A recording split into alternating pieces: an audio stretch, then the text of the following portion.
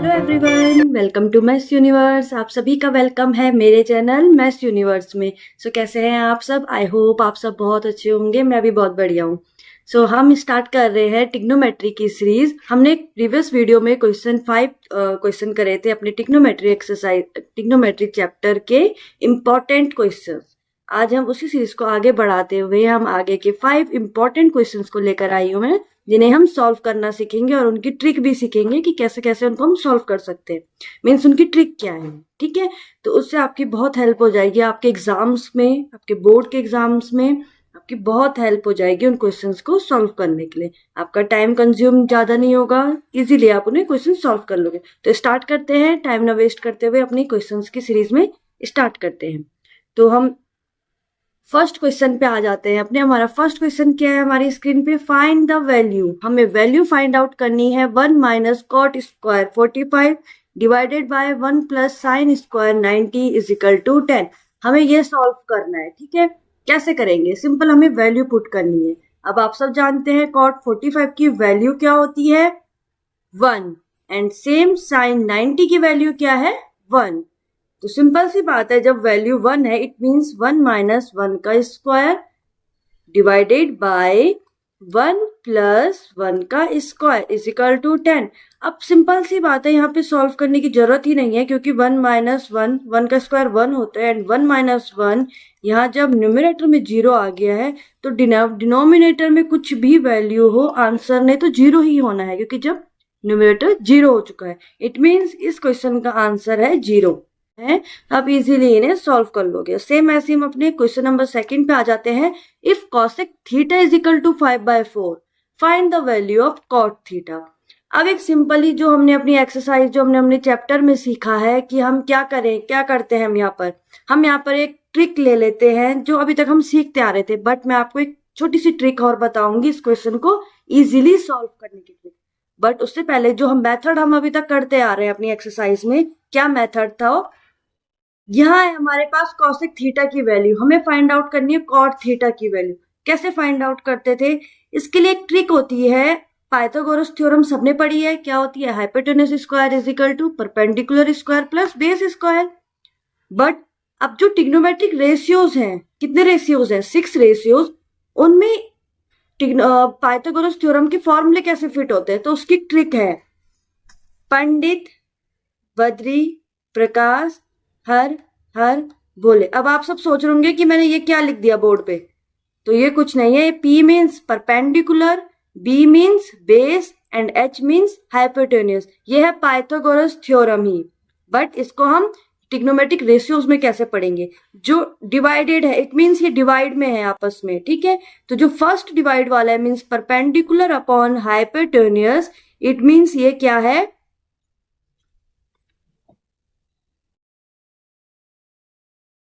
It means ये क्या है? ये आ जाती है वैल्यू साइन की। किसकी वैल्यू आती है? ये साइन की, जो परपेंडिकुलर अपॉन हाइपोटेन्यूज है। ठीक है, सेम साइन की बात आता है कॉस। कॉस की वैल्यू है base upon hypotenuse and same ten की वैल्यू है परपेंडिकुलर अपॉन बेस। अब बचे 3 रेशियोज। फर्स्ट कॉसेक, कॉसेक होता है साइन का रिवर्स, प्रोपोर्शनल। इट मीन्स ये हो जाएगा रिवर्स, मीन्स कॉसेक की वैल्यू है हाइपोटेन्यूज अपॉन परपेंडिकुलर। फिर आता है सेक, सेक की वैल्यू क्या है? Hypotenuse upon base. And last आता है कॉट, कॉट की वैल्यू क्या है? Base upon perpendicular. तो ये एक ट्रिक है जिसके हेल्प से आप इजीली आप सॉल्व कर सकते हो, आपको लर्न रखने की कोई नीड नहीं है। ठीक है, बस आपको ये ट्रिक याद होनी चाहिए। सिंपल सी एक, जैसे हम पढ़ते थे ना हिंदी में, तो वैसे ही पंडित, बद्री, प्रकाश, हर हर भोले। आप चाहे तो आप कुछ और वर्ड नेम दे सकते हैं इन लेटर्स को। ठीक है, तो ये समझ में आ गया। तो इसी के बिहाफ में हम कैसे करते थे? इट मीन्स कॉसेक होता है hypotenuse upon perpendicular, means cosec की वैल्यू होती है hypotenuse upon perpendicular. It means hypotenuse की वैल्यू है 5 एंड परपेंडिकुलर है 4। तो बेस की वैल्यू फाइंड आउट कर लेते हैं। बेस कैसे फाइंड आउट करते हैं? एक राइट एंगल ट्रायंगल है हमारे पास, बाय पाइथागोरस थ्योरम से हम सॉल्व करेंगे।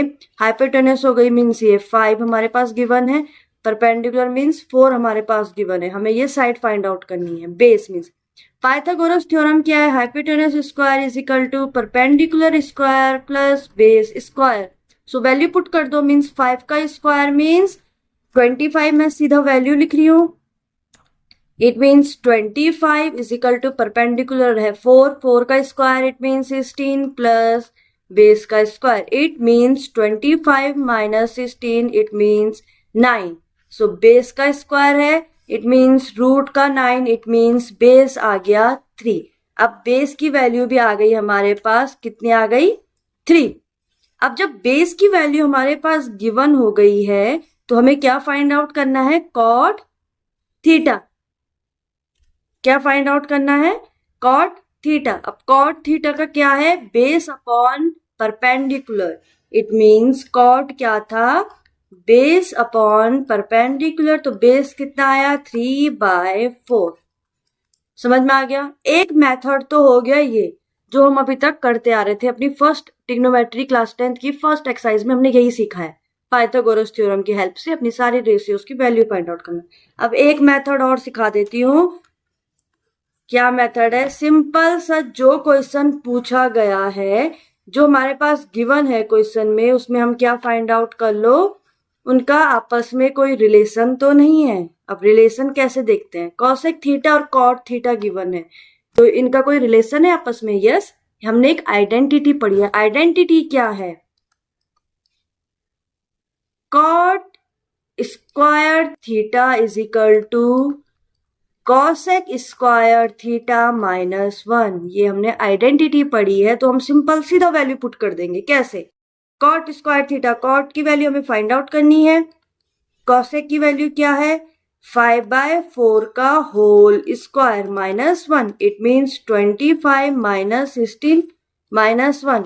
सो एलसीएम ले लो 16। So 25 minus 16 it means 9/16। अब कॉट का भी स्क्वायर है यहाँ, इट मीन्स यहाँ क्या हो जाएगा? इसका रूट। सो आंसर आ गया 3/4। इजी है। दो मेथड सिखाए मैंने आपको, तो आपको जो इसमें आपको अच्छा लगे, जो आपको इजी लगे, आप उस मेथड से इस क्वेश्चन को सॉल्व कर सकते हैं। अब आ जाते हैं हम अपने नेक्स्ट क्वेश्चन में।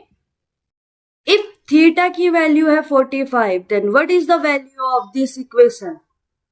कुछ नहीं करना है, थीटा की जगह पे 45 रख देना है। It means 2 sec square 45 plus 3 cosec square 45। अब sec 45 की वैल्यू क्या होती है? √2 एंड cosec 45 की वैल्यू होती है √2। सबकी वैल्यू क्या है दोनों की? √2। तो कैसे सॉल्व करेंगे?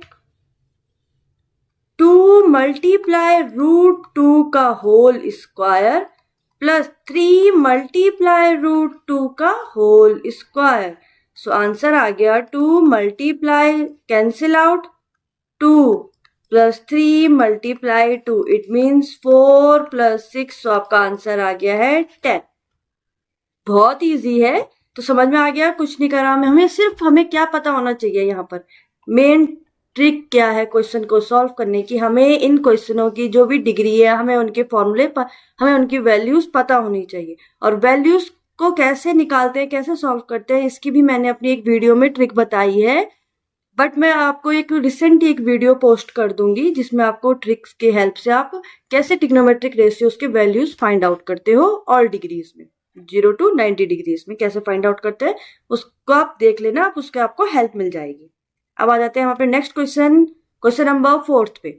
If √3 sin theta is equal to cos theta given है तो find the value of this equation. कैसे फाइंड आउट करेंगे? कुछ नहीं करना है, सिंपल यहाँ पे जो वैल्यू गिवन है, इट मीन्स यहाँ पे था sin थीटा, मैं लिख सकती हूँ 1/√3 cos थीटा लिख सकती हूँ। cos थीटा मल्टीप्लाई में, तो cos थीटा को भी मैं इधर ले गई।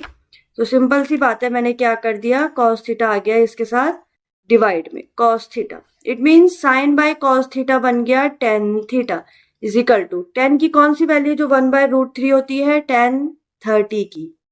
इट मीन्स tan 30 मैं यहाँ पे लिख सकती हूँ। सो कैंसिल आउट। सो आपका आंसर आ गया theta is equal to 30। It means theta की वैल्यू है 30। सो थीटा आ गया 30। अब कुछ नहीं करना है, जहां पे इस इक्वेशन में थीटा था वहां पे 30 रख दो। सिंपल सी इक्वेशन क्या है, 3 cos square theta plus 2 cos theta divided by 3 cos theta plus 2। अब जो ऊपर इक्वेशन है उसमें से मैंने cos थीटा कॉमन ले लिया, सो आपके अंदर इक्वेशन आ गई 3 cos theta plus 2 divided by 3 cos theta plus 2। सो ये सेम आ गया, तो ये कैंसिल आउट हो गया, सिर्फ इक्वेशन बच गई cos थीटा। अब थीटा की वैल्यू थी 30, इट मीन्स थीटा के प्लेस में क्या लिख सकते हैं हम, 30। सो cos 30 की वैल्यू क्या होती है, √3/2। यहाँ पर क्वेश्चन सॉल्व हो गया, बहुत इजी हो गया ना। अगर आप यहाँ पर कॉमन नहीं लोगे तो आप सिंपल वैल्यू पुट कर सकते हो, देन आप कॉमन ले सकते हो। ठीक है, मैंने इजी बना दिया, मैंने पहले ही कॉमन ले लिया। सो समझ में आ गया। अब आ जाते हैं हम अपनी सीरीज के लास्ट क्वेश्चन, जो हमारा इवेल्युएट क्वेश्चन है, sin square 19 plus sin square 71। तो इन क्वेश्चंस को कैसे सॉल्व कर, क्वेश्चन में क्या होता है कि अगर जो हमारे पास इक्वेशन है मीन साइन थीटा, तो sine theta is equal to होता है cos 90 माइनस थीटा, ये फॉर्मूला है। ठीक है, तो यहाँ पर हम इसी को प्लेस कर देते हैं 19 और 71। अगर हम 19 और 71 का अगर हम ऐड देखें तो वो आ जाता है 90। सिंपल सी बात है, तो हम इनमें से हम एक को चेंज कर, ठीक है। तो कैसे चेंज कर लेंगे, तो मैं जो साइन स्क्वायर, हम इस क्वेश्चन को सॉल्व, जो साइन स्क्वायर 19 है, इट मीन्स साइन की जगह पे आ जाएगा कॉस। अब स्क्वायर तो पहले से था और थीटा के प्लेस में है 19, बट याद रखो हमारे पास ये फॉर्मूला है, इट मीन्स 90 माइनस और थीटा के प्लेस में है 19। सो आपकी इक्वेशन आ गई ये, then plus sine square 71, sine square 71। अब ये क्या बन गया, 90 माइनस 19, सिंपल इक्वेशन बन गई है cos square 71 plus sine square 71। अब थीटा सेम हो गया है, तो अब आपने एक आइडेंटिटी पढ़ी थी, क्या आइडेंटिटी थी, sine square theta plus cos square theta is equal to क्या होता है, 1। अब यहाँ पर थीटा सेम हो गया है, तो यहाँ पर इसी आइडेंटिटी को अप्लाई करके इस पूरी इक्वेशन का आंसर आ जाएगा 1, और ये क्वेश्चन हो गया आपका सॉल्व। समझ में आया, आपके क्वेश्चन का आंसर आ गया है 1। कैसे आया, हमने यहाँ पर ये आइडेंटिटी इक्वल कर दी। तो अगर आपका ऐसा कोई क्वेश्चन इवेल्युएट करने के लिए आता है तो आपको सेम यही ट्रिक अपनाकर क्वेश्चन को सॉल्व कर देना है। ठीक है, तो ट्रिग्नोमेट्री बहुत इजी है, बहुत आसान है, बट आपको उसके ट्रिक्स और आपको उसके मेथड्स पता होने चाहिए और कुछ कुछ फॉर्मूलेस याद होने चाहिए। ठीक है, तो आज की हमारी इस सीरीज में इतना ही है। अब मिलेंगे हम अपनी नेक्स्ट वीडियो में नेक्स्ट क्वेश्चंस के साथ। तब तक बाय बाय, और अगर आप आज क्वेश्चंस की प्रैक्टिस करते रहिए और चैनल को लाइक शेयर एंड सब्सक्राइब जरूर करें। Thank you.